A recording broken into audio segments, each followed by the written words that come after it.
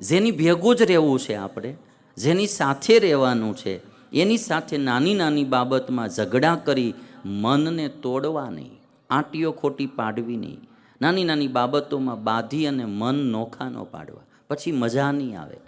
એકવાર આ માટી પડી ગઈ સાસુ વહુમાં, પતિ પત્નીમાં, દેરાણી જેઠાણીમાં, પછી આમ જોઈએ ને એવું મજા ન આવે. હું તમે બધાય માર્કિંગ કરી લેજો, જેની જેની ભેગા રહેતા હોય એમાં હેત હોય ને, એને જોઈએ ને તો આપણને આનંદ આવે, એને ખવડાવવામાં આપણને આનંદ આવે. આપણે ભૂખ્યું રહીને એને ખવડાવવાનું થાય ને તોય આનંદ આવે. જેમાં હેત હોય એની માટે કાંઈક 5-25 રૂપિયા ખર્ચવાના થાય ને તોય માણાને આનંદ આવે. અમે તો આ જોયેલું છે. અમે સાધુ સંતો કોઈની ઘરે જઈએ 5-25 હજારનો ખર્ચો કરી નાખે ભાઈ, તોય પાછો ગૌરવ અનુભવતો હોય કે આજ અમારે ત્યાં સંતો પધાર્યા, અમારા ક્યાંથી ભાગ કે આવો અમને સેવાનો અવસર મળે. એટલે મને એટલું મનમાં થાય કે જેને હેત છે કોઈનામાં, એની માટે 5-50 રૂપિયા વાપરીને પણ એને પાછો દિલમાં એક આનંદ થાય કે મને આવો અવસર મળ્યો. અને જો માણાને એની જગ્યાએ હેત ન હોય તો 5 રૂપિયા હાટું ઝઘડો પણ થાય. એટલે જે પરિવારમાં આપણે ભેગું રહેવું હોય એની સાથે આપણે નાની નાની બાબતમાં ઝઘડો કરીને આંટી પાડીને મન તોડી નાખીશું, પછી રહેવામાં મજા નહીં આવે. એને આમ જોઈને આમ આપણે આનંદ નહીં થાય. અને હેત હોય ને તો જોઈ ત્યાં આનંદ થાય, જમાડવામાં આનંદ થાય, ભેગું બેહવામાં આનંદ થાય, વાતું કરવામાં આનંદ થાય, હારે જાતા હોય તો આનંદ થાય. આનંદ આનંદ ને આનંદ. એકવાર મન તૂટી જાય પછી ભેગા જતા હોય ને તો આનંદ ન હોય. એ કદાચ તમે 2 વ્હીલ્સ ઉપર જાતા હો, ભલે ને આમ આ બાદ ભીડીને જાતા હો, પણ તો એમાંય કંઈ મજા ન હોય. એ ખબર જ હોય કે એકાબીજાને મન તો તૂટેલા, આ ખાલી દેખાવડો છે, બાકી બીજું કંઈ છે નહીં. અર્જુનને મનાતું નહોતું કાંઈ. ભગવાને વિશ્વ રૂપ બતાવ્યું, વિરાટ રૂપ બતાવ્યું, આખું બ્રહ્માંડ ભગવાને પોતાના શરીરમાં બતાવ્યું. અને આમ જેમ અગ્નિમાં પતંગિયાઓ પડતા હોય અને જેમ સાગરમાં નદીઓ વિલીન થતી હોય, એમ ભગવાનના મુખમાં દાદા ભીષ્મ, ગુરુ દ્રોણ, કૃપાચાર્ય બધાના આમ જાતા હોય ને એવું દેખાડ્યું ભગવાન. અર્જુનને કહે છે કે અર્જુન, આ બધા મરેલા છે, તું ખાલી નિમિત્ત બનવાનો છો. ભગવાન શ્રી કૃષ્ણે વિશ્વરૂપ એવું બતાવ્યું. શ્રીમદ ભગવદ્ ગીતામાં જે વાત લખાણી, કૃષ્ણ ભગવાન કે અર્જુન, આ રૂપ આજ દિવસ સુધીમાં કોઈ દેવતાઓએ પણ જોયું નથી. આ રૂપ જોવાને કોઈ સમર્થ પણ નથી. આ તો મારી કૃપાથી તને મેં દેખાડ્યું. ભગવાન શ્રી કૃષ્ણએ કહ્યું કે બધી સૃષ્ટિ મારા હાથમાં છે, બાકી તો માણસ નિમિત્ત માત્ર કેવલ છે. અને એ સમયે અર્જુને 2 હાથ જોડી ભગવાન શ્રી કૃષ્ણને પ્રાર્થના કરી કે હું આ તમારું રૂપ જોવા સમર્થ નથી, મને તમારા મૂળ રૂપના દર્શન કરાવો.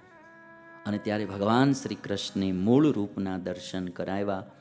અને સંજય ધૃતરાષ્ટ્રને કહે છે કે હે ધૃતરાષ્ટ્ર, મેં એ ભગવાનનું રૂપ જોયું છે, ભગવાન શ્રી કૃષ્ણનું વિશ્વ રૂપ જોયું છે, કેવું મનોહર રૂપ હતું. અને એક વાત કે અર્જુન રૂપ જોવા સમર્થ ન થયા, સંજય એના વખાણ કરે છે.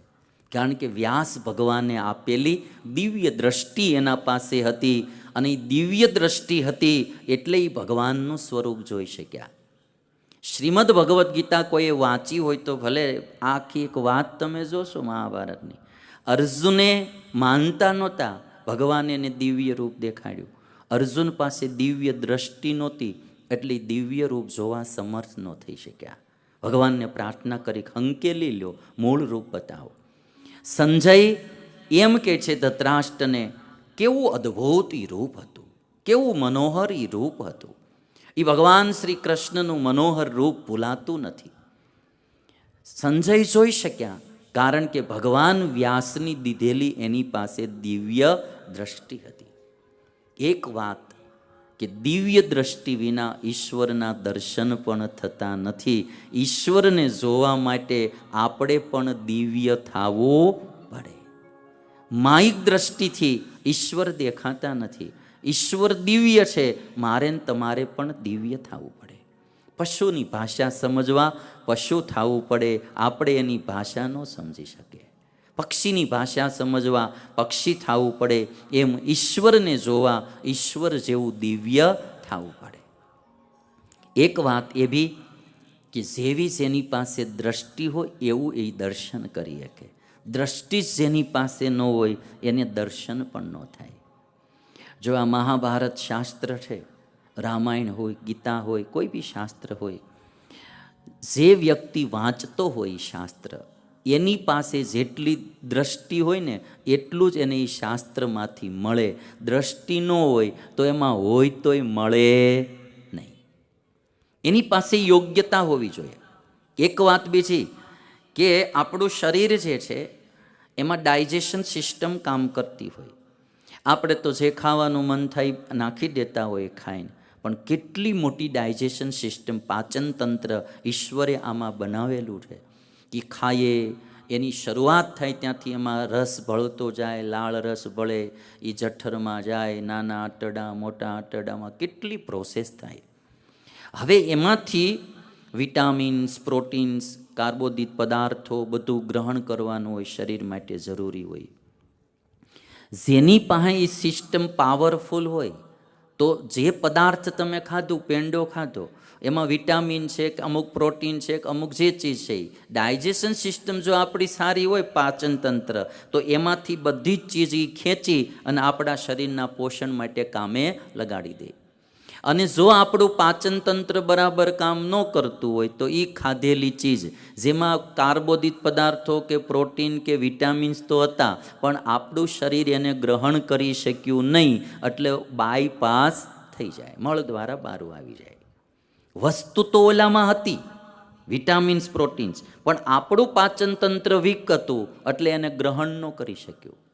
આ વાત હું તમને એટલા માટે કરું કે ઘણી દુનિયામાં જોવા માટે કે માણસમાં જોવા માટે કે શાસ્ત્રમાં આપણી પાસે જેટલી દિવ્ય દ્રષ્ટિ, જેટલી પોઝિટિવ દ્રષ્ટિ, એટલું આપણને સારું દેખાય, ઝાઝું મળે, સારું મળે. અને જેટલી આપણી પાસે દ્રષ્ટિ ન હોય એટલું આપણને મળે નહીં. સામેનામાં નથી એમ નહીં, છે, પણ આપણને ગ્રહણ કરતા ન આવડે. એટલે અમુક ચીજો જીવનના અનુભવ વિનાની, આની આ મહાભારતની કથા, જે માણસને પોતાના જીવનનો કોઈ અનુભવ નથી અને મહાભારત વાંચવા બેસે એની પાસેથી લાંબા પોઈન્ટ તમને મળે નહીં. જે માણસના જીવનમાં હજારો પ્રકારના અનુભવ થયેલા હોય એને એક એક વાત સત્ય અને દિલ સ્પર્શી લાગે. એટલે આપણી દ્રષ્ટિ, આપણી વિચારધારા જેટલી સારી હોય એટલી દુનિયા પણ આપણને સારી લાગે. સારાને જોવા, સારાને ઓળખવા આપણે પણ સારું થવું પડે, નહીતર સારો માણસ આપણા હાથમાં ન આવે.